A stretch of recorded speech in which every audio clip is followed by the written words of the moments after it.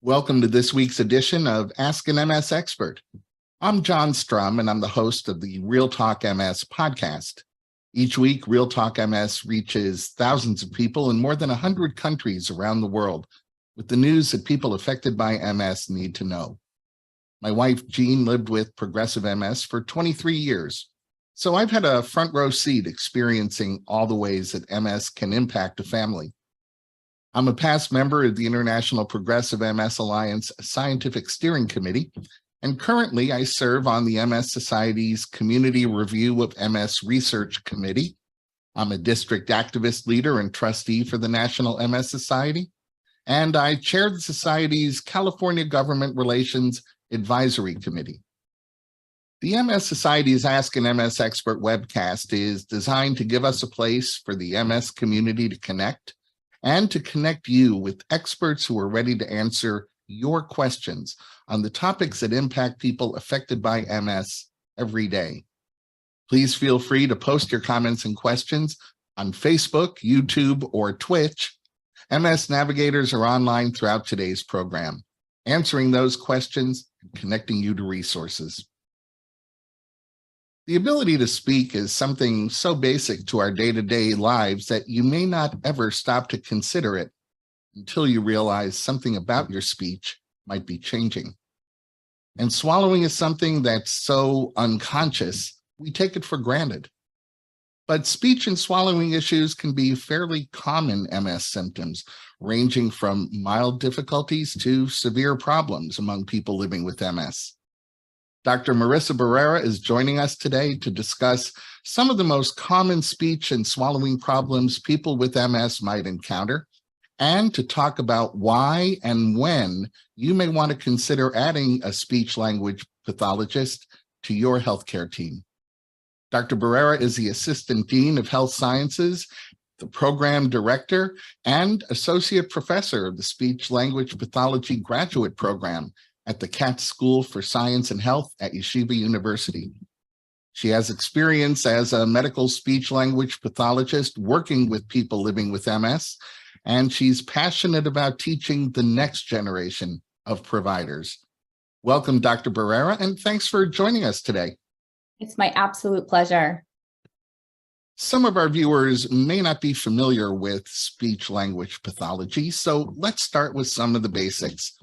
First, can you help us define speech language pathology?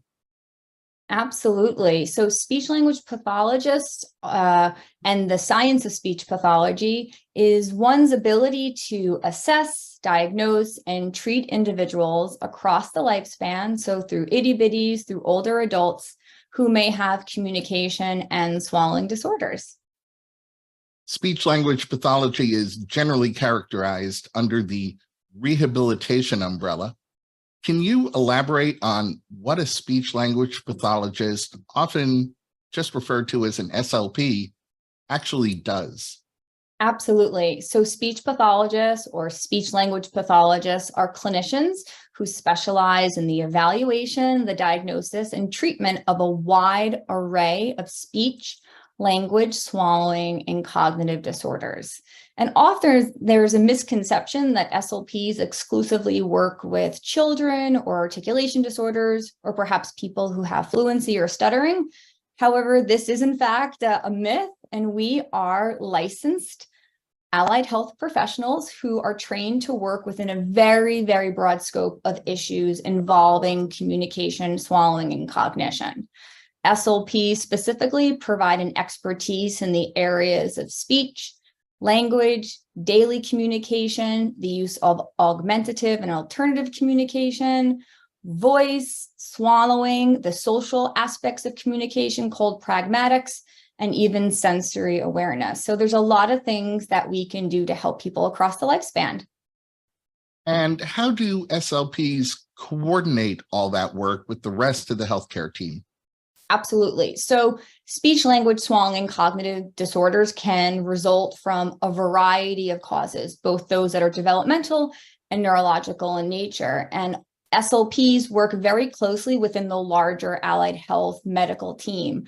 We work very closely with audiologists, ophthalmologists, occupational therapists, physical therapists, social workers, physiatrists, and other healthcare providers that lead the team, such as neurologists, nurse practitioners, and physician assistants. What are some of the ways an SLP can help a person living with MS? Absolutely. So I like to think about classifying the ways that we can help somebody into three main areas. These areas can include, first and foremost, cognition, which I think we talk about and learn about a part of working with somebody who has multiple sclerosis. And here we have an estimated prevalence of about 40 to 60%. And that percentage of likelihood of experiencing changes in cognition increases with disease burden. And then the second area that we often encounter is swallowing dysfunction, also known as dysphagia. And here we see the likelihood of developing dysfunctions with swallowing, chewing, and maintaining proper nutrition and hydration, ranging anywhere from 43 to 65% for persons with MS. And that number goes up when there are lesion loads surrounding around the cerebellum, and also, once again, as disease severity increases. And last but not least, the largest likelihood that we encounter is something called dysarthria, which is the neurological change to the cranial nerves and the muscles responsible for breathing, articulation, voice, and clarity. And once again, we have a likelihood of about 70% for persons with MS. Well, we've heard from Jason, and I think I heard you start to answer part of his question. He's wondering what people with MS generally experience when they do have speech, language, or swallowing problems.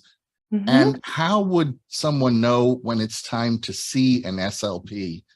And I think Jason may be thinking about his own next steps. He wonders whether a referral from another provider is typically needed. Sure.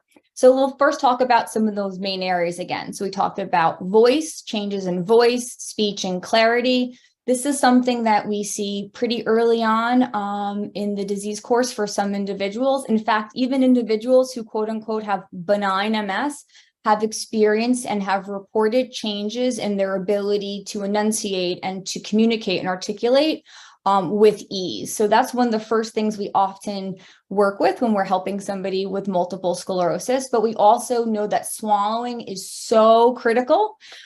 Swallowing dysfunction is very important because it's the way in which we safely bring food from our mouth down to our digestive system. And when food or drink or saliva even goes down into the wrong tube, into our airway instead of our food tube, that has many medical complications that can cause something called aspiration pneumonia, which can be very serious and is very serious and requires careful, individualized rehabilitation.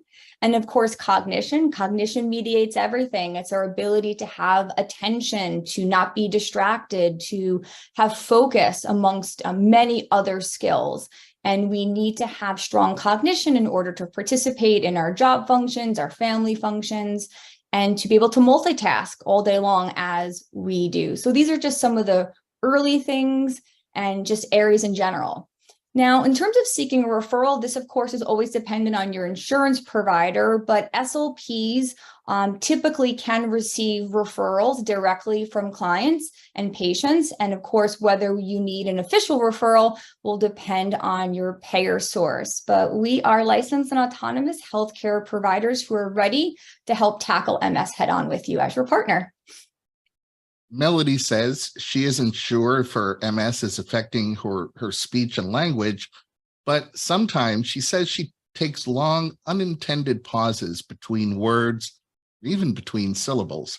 She's wondering if this is common for people with MS and if an SLP can help her regain some control of her speech pattern. Absolutely. So this is an area that's very near and dear to me and passionate, an area of my personal passion within the world of MS. So in my own PhD research, I actually looked at the correlation between having these pauses, these moments when somebody's trying to retrieve their words. And this is called anomia. And it's that pause, it's that latency when you know what you want to say, but the word is not quite coming out as fast as you would hope, almost like a little bit of a tip of the tongue type of scenario. So it is pretty common. It's often not one of the main things that somebody thinks about when they encounter a person living with MS. It's very common if you have a loved one who may have a form of dementia or has had a stroke or a brain injury. But we do see anomia, or the difficulty with the retrieval of words, associated with individuals who, in fact, have multiple sclerosis. So it is very possible, and it's that time between word retrieval and actually being able to communicate it articulately. We've been talking about speech and language and swallowing issues. Can SLPs also help people living with MS who have cognitive issues? Absolutely. So this is an area where we get to have tremendous collaboration with two other healthcare providers. And this would be the collaboration of medical speech language pathology along with neuropsychology and occupational therapy. We are the trifecta of healthcare providers who can work with individuals with MS and a wide array of actually neurological disorders who have cognitive challenges. And once again, as I alluded to earlier, some of the main areas where we see changes in cognition is sustained attention, right? The vigilance towards task, multitasking, distractibility, the impact of fatigue, both physical fatigue and internal fatigue, making it challenging to have the cognitive capacity to work within your day-to-day life. And there's a lot that can be done. We can help develop plans and strategies to manage fatigue to hopefully improve cognition. There's actual therapeutic exercise that we can use using a variety of different softwares and or exercise that have been proven, what we say, evidence-based practice to help improve cognition. So this is a great area for intervention and a great area for collaboration. Sean has lived with MS for 20 years, and he says that he struggles with being heard. Sean feels his speech volume has actually decreased, especially in recent years, and he can no longer easily take part in daily conversations at work and at home. How can an SLP work with Sean to improve his volume?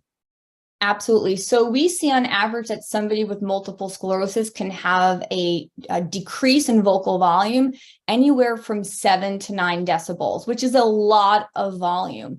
And what's really exciting is that improving respiration, which is the driving force for not just speech, but for volume and to be best understood in conversation and in your community, is one of the areas we have phenomenal research. So the science of using expiratory muscle strength training, and there's two types. There's inspiratory and expiratory under this larger category of respiratory muscle strength training, is profound. There are small devices that are relatively inexpensive that you can work with a medical speech pathologist and even a physical therapist collaboratively to help build the muscles that we need to drive respiration, to build the integrity and the strength of the diaphragm and the intercostals, and of course the vocal cords or the glottis, which help create the burst of volume that we need when we're communicating. So this is a tremendous area of impact that's relatively inexpensive and very, very accessible and highly evidence-based in its intervention. Deborah has progressive MS and finds herself slurring her words by the end of the day due to fatigue. Yes. How would working with an SLP help Deborah identify what's causing her problem and improve her stamina throughout the day? Absolutely. So the first thing I do whenever I encounter any patient who comes through my practice clinically is to establish a 5-day fatigue log. Fatigue changes day to day. Fatigue changes with seasons. Fatigue changes with medications. There's so many different ways that fatigue is in a constant evolution. So I would first do a 5-day fatigue journal and see where and when we're seeing the highest bouts of fatigue, if we can in fact establish a pattern. And then I would like to go in and do what I call some neuromotor speech testing. I'd look at all of the 12 cranial nerves that are essential for communication, speech, and swallowing. And I would look to see, are there any deficits or changes in the function of those cranial nerves? And then once looking at the data that I've collected, assessing the nerves, putting into play the fatigue log, we can come up with a very personalized individual treatment plan that could once again focus on changing and strengthening the muscles for speech and swallowing. We could do certain exercises to improve clarity of the communication. There's just a plethora of ways, both compensatory and rehabilitative in nature, that we could tackle this problem together collaboratively. Tiana tells us that she has relapsing remitting MS and regularly has trouble swallowing while she's eating and even when she's not eating. What strategies or treatments might an SLP recommend to Tiana?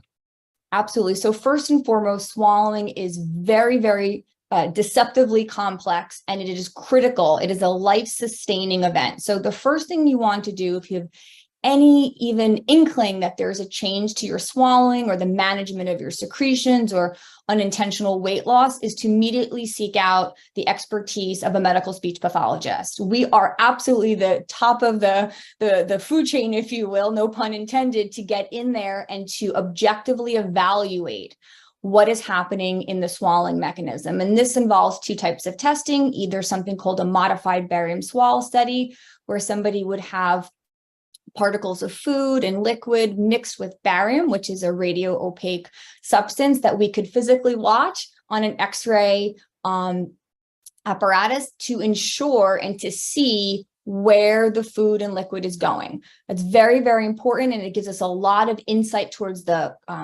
timing and the coordination of swallowing, which takes place in about 1 second.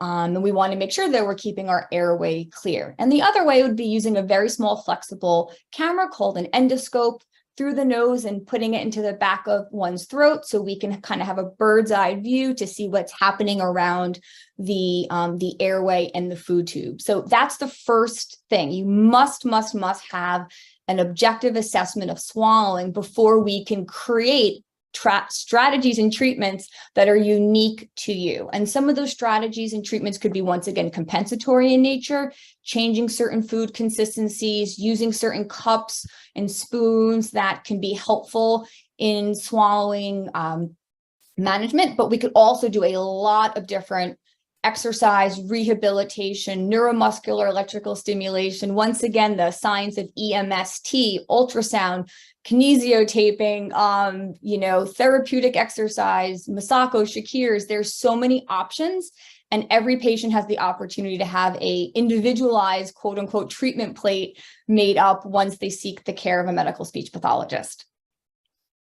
Elaine tells us she was recently diagnosed, and she's asking if there are any early physical symptoms to look out for that might indicate working with an SLP would be beneficial either now or in the future. Absolutely. So I think we can go back to the largest symptom that we often encounter for individuals living with MS, and that's fatigue, right? So when you're experiencing fatigue is all throughout your body. Once again, it can interfere with your ability to retrieve words. It could interfere with the energy that you have to complete work tasks or complete daily tasks around your home. So we want to make sure that we are early looking at fatigue, because fatigue can, in fact, impact quality of life, daily operation, and of course, word finding, swallowing, and all the things that we do in the world of speech pathology. But we also want to look at spasticity. Spasticity can be somewhat localized or it can be generalized. And we know that the muscles for speech and swallowing are, they're not exempt from developing spasticity. So we want to work with spasticity management, especially if we're seeing spasticity around our face and our platysma, in our anterior neck. These are very important muscles that must have adequate and good range of motion in order for them to operate. So I would think looking at fatigue rather, as it impacts cognition and language, and looking at spasticity as it can interrupt and change our swallowing and our speech patterns are the two big things to keep an eye out for. So I'm hearing that speech language pathologists can help people with MS tackle a pretty wide variety of real world challenges and with solutions that can actually improve their quality of life. Absolutely, without a doubt. Speech language pathologists can tackle many different aspects of daily living, a part of MS care. Megan tells us that she often slurs her words, and then she gets frustrated when others don't understand what she's saying. Do you have any strategies that Megan can use when she's having difficulty communicating with her family or her friends? Absolutely. So some of the research says that sometimes changes in communication and voice and speech are one of the early things that take persons with MS or just individuals who have acquired neurological conditions out of their daily life and can lead to isolation and depression. And we do not want that at all. So there's definitely strategies. Once again, you want to make sure that you do have an individualized treatment plan and an assessment, because no two people are the same. So we want to tackle your particular circumstances very individualized to you. No cookie cutter treatment is allowed in MS care, especially in the world of speech pathology. But there are some compensatory things that we can do to help kind of instantly improve communication. First and foremost, you want to minimize background noise, HVAC noise, choose places where communication is a little bit easier. Don't try to have a meaningful conversation at a bus stop or a subway. Make sure you're in a place where you can see one another. You can look at each other's eyes. You have easier ability to read lips. Minimize that background noise. And if it's something that's really important, there's no harm in kind of rehearsing what you want to say, either on paper or in your mind in advance, to make sure that those thoughts are clear and best understood. And of course, something so simple as just sitting up and making sure that you open your jaw and let your words out and really articulate can give you an instant boost of volume and clarity when you're in a tough bind. So these are all little ways that we can help improve communication. Hector says he's looking for an SLP, and he's wondering whether there are any specific questions he should ask to make sure the provider he's talking to is the right provider to treat his MS. This is a great question. So first and foremost, there's a group of individuals who are multiple sclerosis certified specialists, and this is a special certification that a healthcare provider can seek through the larger consortium of MS centers, or CMSC. When in doubt, you're always going to first look for a CMSC, MSCS certified specialist, because we go through extensive testing and training and have to prove our qualifications and continued qualifications for providing the very best evidence-based care.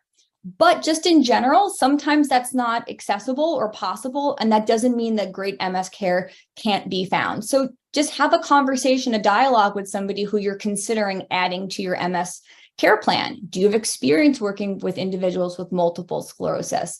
What is your personal philosophy for trying to implement both, compensatory and rehabilitative strategies for somebody like myself?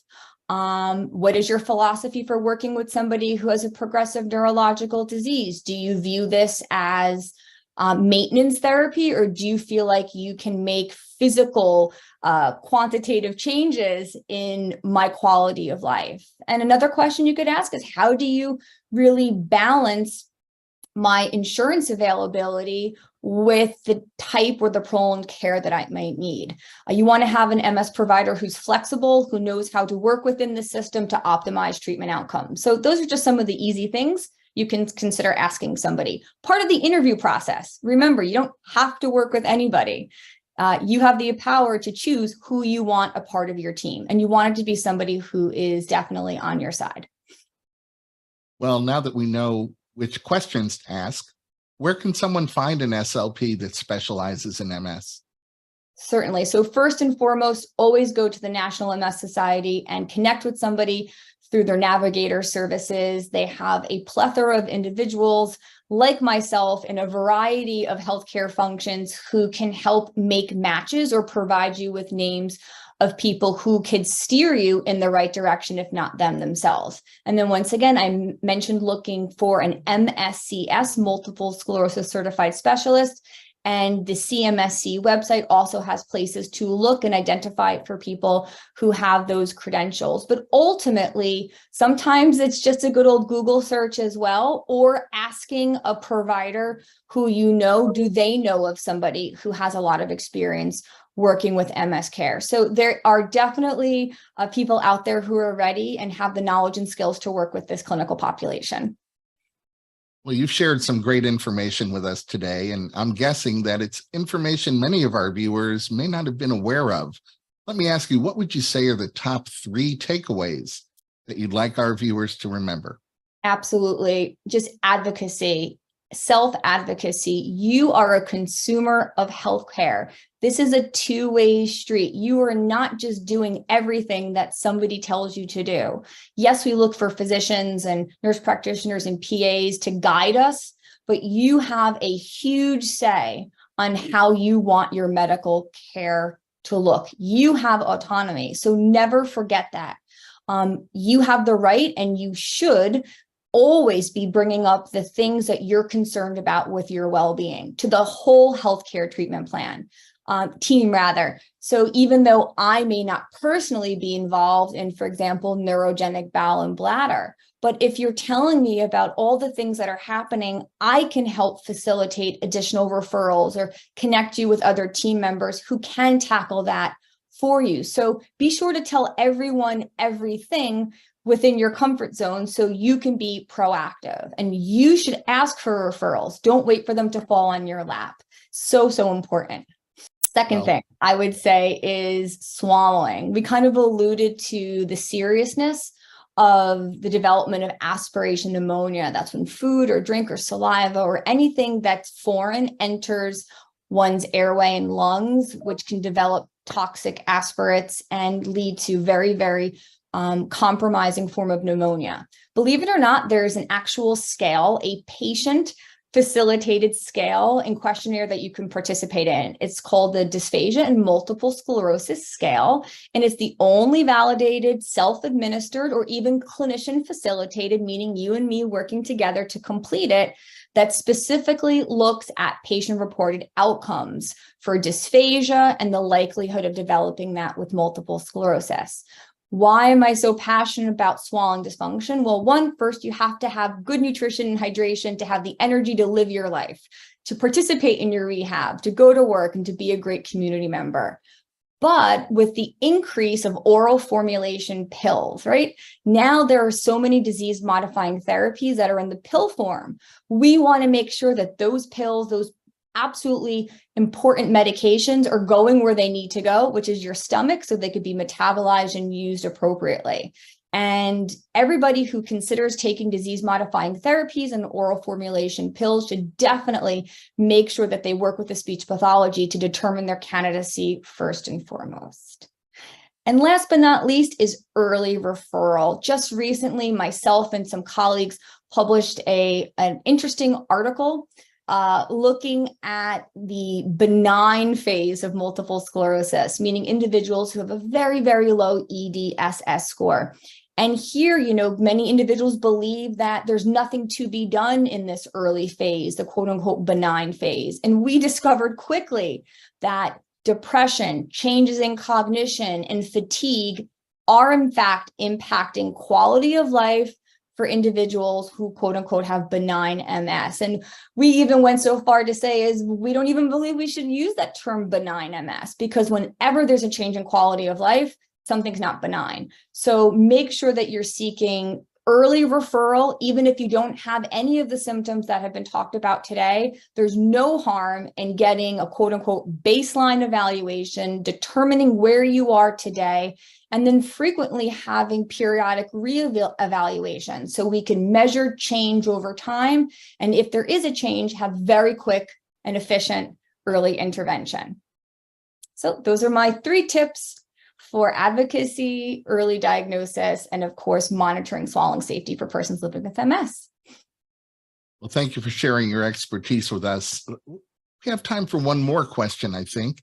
Sure. Andrea is a support partner to her wife, Jackie.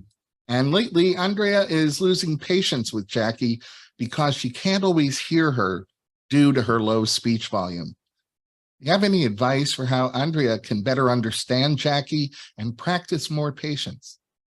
Absolutely. So patience is a virtue, and it's very hard. And I'm not saying it's an easy thing to do, but it's important to remember, as the receiver of communication, it's our job to always exercise restraint and patience when communicating with a family, friend, or a loved one who is experiencing challenges in their communication. So first, take a moment, take a deep breath, and realize that this individual who's communicating with you is doing their absolute best at that moment in time. And then we can go back to some of the strategies I talked about earlier. What is the communication environment like at this moment? Is there something loud in the background? Is the television on? Are you trying to do this via the telephone? Sometimes FaceTime is a much better way to communicate with somebody who has multiple sclerosis, because once again, you can look at their eyes, you can read their lips, you get all the nonverbal cues for communication. You want to, once again, really minimize the distracting things around them. And when in doubt, you can paraphrase and say, I think you're trying to tell me X, Y, and Z.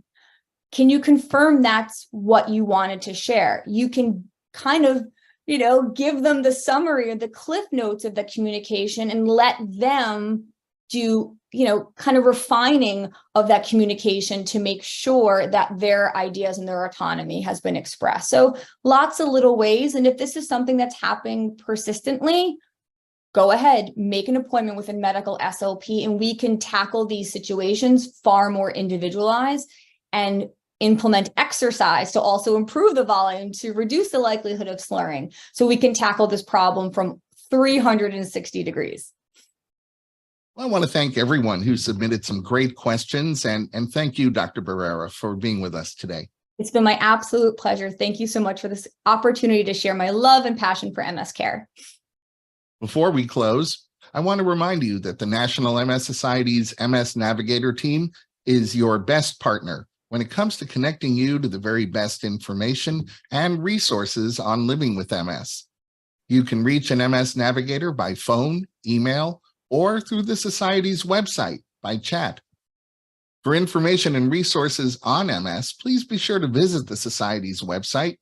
You'll find research updates and news, information on connection programs like self-help groups. You'll hear about ways to get involved, and you'll find out about upcoming events that are taking place near you. Remember, you can connect with the National MS Society and others affected by MS on Facebook, Instagram, Twitter, YouTube, and LinkedIn. And I hope you'll join me every week on the Real Talk MS podcast, where I continue the conversation that we start here. You'll find Real Talk MS at realtalkms.com, Apple Podcasts, Google Podcasts, Spotify, Amazon Music, or wherever you find your favorite podcasts. I'd like to thank Dr. Barrera for joining us today. Please remember that a recording of this webcast will be available at the Society's website at nationalmssociety.org/MSExpert, as well as on Facebook and on YouTube. I hope you'll join us at this same time for next week's edition of Ask an MS Expert. You can always find our upcoming program topics on the National MS Society's website. And now I have a favor to ask each of you. Getting your feedback on today's webcast is important. So if you're watching on Facebook Live, you'll see a link to a survey pinned to the comments section. And on YouTube, you'll find that link in the program description. Completing the survey makes a real difference. The information you provide helps us continuously improve, and it helps shape future programs. The survey takes just 1 minute, so I hope you'll take a minute to fill it out. On behalf of Dr. Marissa Barrera and the National MS Society, I want to thank you once again for joining us. Please stay safe and make healthy choices.